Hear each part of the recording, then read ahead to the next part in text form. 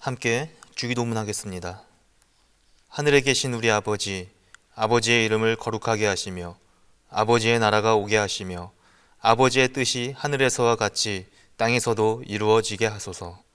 오늘 우리에게 일용할 양식을 주시고 우리가 우리에게 잘못한 사람을 용서하여 준 것 같이 우리 죄를 용서하여 주시고 우리를 시험에 빠지지 않게 하시고 악에서 구하소서. 나라와 권능과 영광이 영원히 아버지의 것입니다. 아멘. 오늘 이 아침 하나님께서 우리에게 주시는 말씀, 구약 이사야 52장 7절에서 11절까지의 말씀입니다. 우리 이사야 52장 7절에서 11절을 함께 봉독하겠습니다. 좋은 소식을 전하며 평화를 공포하며 복된 소식을 가져오며 구원을 공포하며 시온을 향하여 이르기를 내 하나님이 통치하신다 하는 자의 산을 넘는 발이 어찌 그리 아름다운가. 내 파수꾼들의 소리로다. 그들이 소리를 높여 일제히 노래하니 이는 여호와께서 시온으로 돌아오실 때에 그들의 눈이 마주 보리로다. 너 예루살렘의 황폐한 곳들아, 기쁜 소리를 내어 함께 노래할지어다. 이는 여호와께서 그의 백성을 위로하셨고 예루살렘을 구속하였음이라. 여호와께서 열방의 목전에서 그의 거룩한 팔을 나타내셨으므로 땅끝까지도 모두 우리 하나님의 구원을 보았도다. 너희는 떠날지어다. 거기서 나오고 부정한 것을 만지지 말지어다. 그 가운데에서 나올지어다. 여호와의 기구를 매는 자들이여 스스로 정결하게 할지어다. 아멘.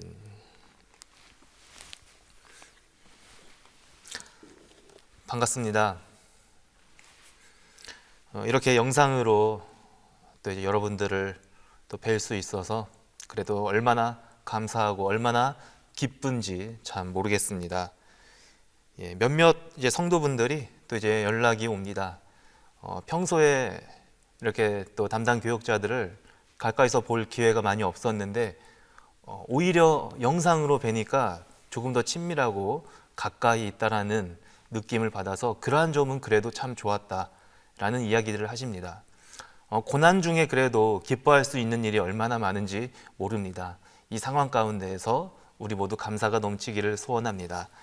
그래서 평소에 이제 성도님들이 과연 저 심재구 목사는 눈을 뜬 것일까 감은 것일까 기도하고 있는 것일까 눈이 항상 일자로 생겨가지고 이렇게 또 가까이서 보니까 제 눈의 실제 크기를 잘 아실 수 있으시죠?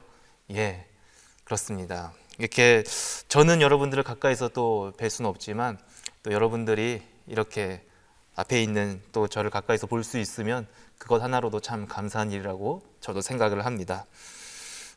여러 가지로 참 기도 제목들이 많이 넘쳐나고 또 우리 가운데에도 이러한 상황들 그리고 이 또한 지나갔으면 좋겠다 그리고 지나가리라 그러한 믿음의 고백들 또한 간절한 기도의 제목들이 참 많은 줄 압니다. 그러니까 원치 않은 상황들이 저희에게 때로는 찾아오는 것 아닙니까? 그러니까 이 상황 가운데에서 과연 우리는 어떠한 자세로 하나님께 나아가야 하며 믿음과 신앙을 지켜야 할지 참 고민이 드는 것도 사실이기도 합니다.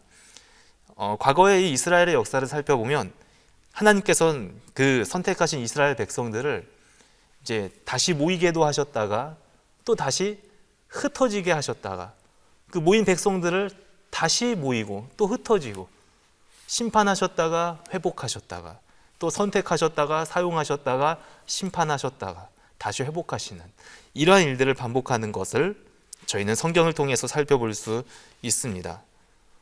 그러니까 살펴보면 하나님께서는 그것이 계획이었지만 이스라엘 백성들 입장에서는 전혀 준비가 되지 않았고 예상하지 못하고 어쩔 수 없는 그 상황을 겪게 되는 것이 이들의 상황이라고 살펴볼 수가 있겠습니다.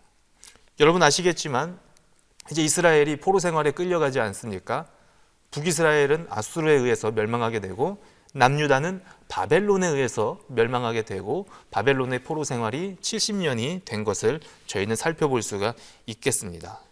오늘 이 이사야의 배경을 살펴보면 여전히 이스라엘 백성들, 이 사람들 참 힘든 상황에 놓여 있다는 것을 저희는 살펴볼 수가 있습니다. 이 성경 말씀에 이제 이사야의 말씀의 상황은 남유다의 백성들이 바벨론의 이 포로로 잡혀간 그 상황 속에서 이 이사야 선지자를 통해서 하나님께서 예루살렘 백성들을 향해서 하신 말씀이라고 보시면 되겠습니다. 여러분, 역사를 비록 우리는 역사를 통해서 살펴보았지만 바벨론이라는 나라가 어마어마한 강대국이라는 사실을 잘 알 수가 있을 것입니다. 반대로 이 예루살렘의 상황은 굉장한 황무지였다고 볼 수가 있겠지요. 한마디로 희망이 없어 보였습니다. 바벨론에 의해서 무참히 짓밟혔습니다. 심지어 그들이 가지고 있던 자존심, 영적 자존심, 신앙의 자부심 모두 다 잃어버렸던 상황이었습니다. 그런데 하나님께서는 이러한 예루살렘을 향해서 희망적인 말씀을 하시죠. 좋은 소식을 전하며 평화를 공포하며 시온을 향하여 이르기를 내 하나님이 통치하신다 하는 자의 산을 넘는 발이 어찌 그리 아름다운가. 이 구절을 통해서 우리에게 위로를 주십니다.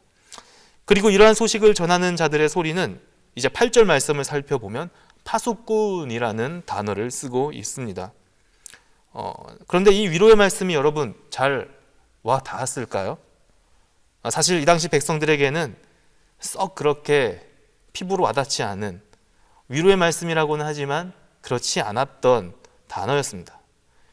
왜냐하면 그 복음을 전하는 자는 다름 아닌 우리가 아니라 그 당시 메시아라고 불렸던 후에는 예수님이 되겠지요. 그 예수 그리스도인데 그 예수 그리스도의 이 복음이 이 땅을 이제 섭렵하게 될 때에 하나님의 나라가 임한 것을 체험한 그 신약 시대의 이제 백성들을 향해서 아마도 이 파수꾼이라는 단어는 더 와닿을 것이고 이 당시 굉장히 고난을 당하고 있었던 이스라엘 백성들에게는 그렇게 와닿지 않았을 것이라고 생각을 합니다. 사실 이 좋은 소식이라는 것은 가깝게는 예루살렘의 회복을 가리키고 궁극적으로는 예수 그리스도의 통치하심, 이제 신약 이후의 시대가 되겠죠. 그것을 나타내는 것인데 사실 굉장히 큰 고난 중에 있었던 이들에게 있어서는 과연 그때가 올 것인가 아무도 예상하지 못했을 것입니다. 9절 말씀을 살펴보면 이 예루살렘의 황폐한 곳들을 향해서 이제 기쁜 소리를 내어서 함께 노래하라는 말씀이 나옵니다. 그 이유는 다름 아닌 여호와 하나님께서 그 백성을 위로하셨고 예루살렘을 구속하였기 때문이라는 것이지요. 그래도 한 가지 다행인 것은 무엇이냐면 이 바벨론이 예루살렘을 완전히 멸망시키려고 할 때에 100% 모두 황폐화되지는 않았다라는 것이죠.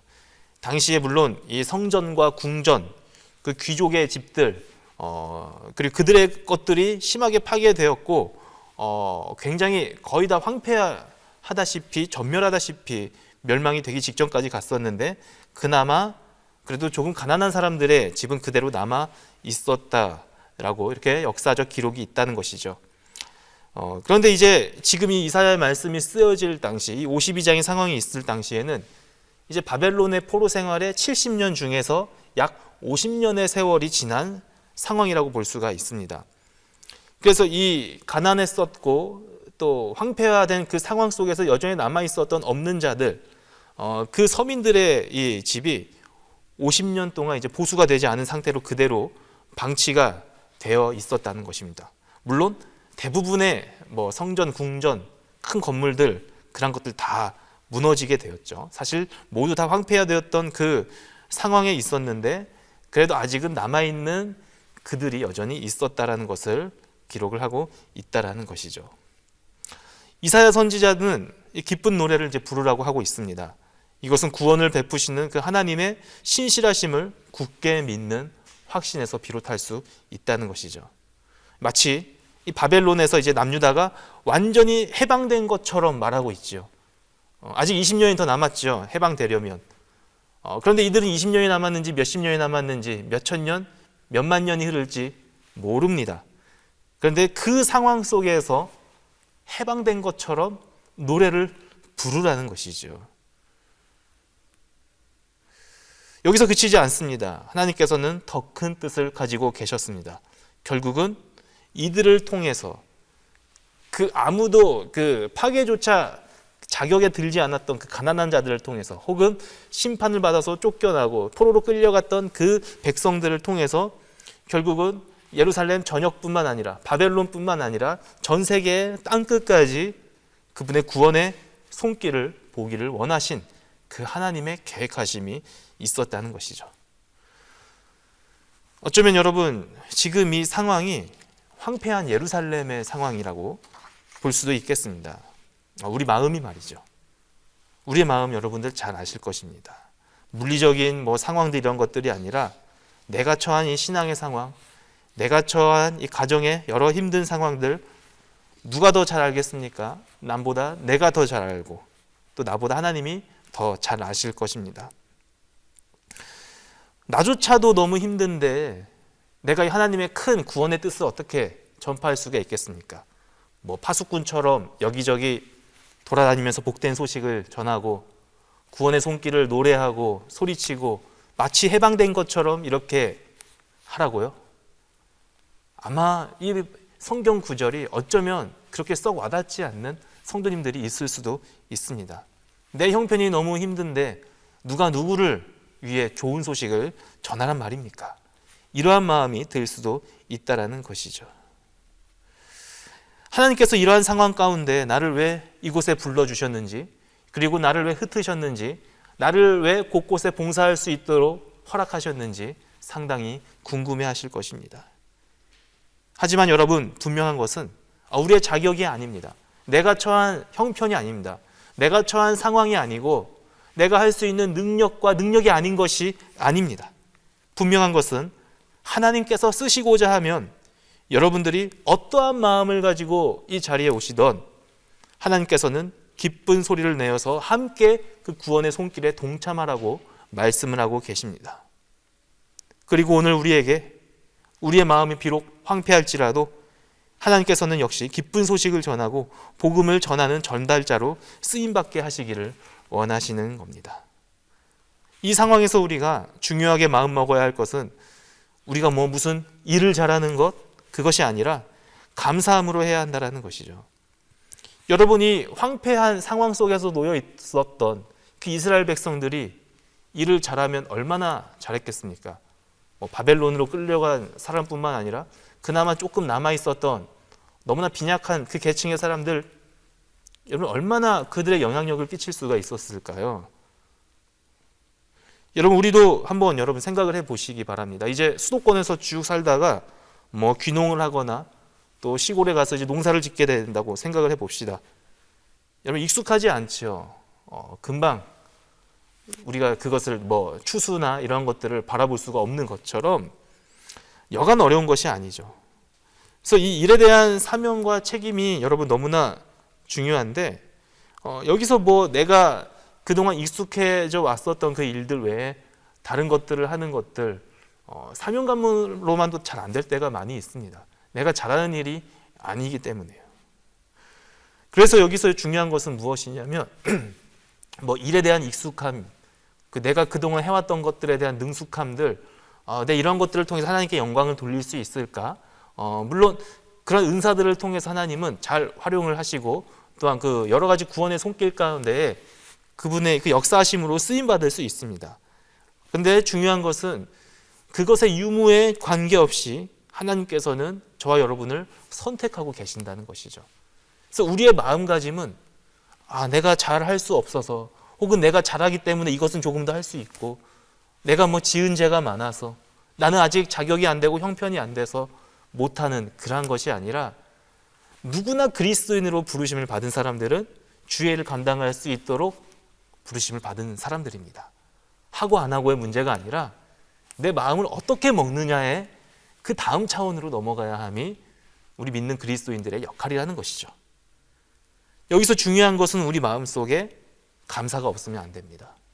그리고 또한 내 능력 밖의 일을 내가 감당하는 것이기 때문에 결국은 내가 하는 것이 아닌 하나님이 나를 통해 일하시는 것이기 때문에 여기서 우리는 하나님의 은혜에 대한 고백이 없으면 안 된다는 것이죠. 딱 보면 혹은 일은 잘하는데 불평이 많거나 또한 은혜가 없거나 감사가 없거나 그렇다면 아무리 주의를 잘 감당을 한다 하더라도 불편할 때가 많이 있을 것입니다.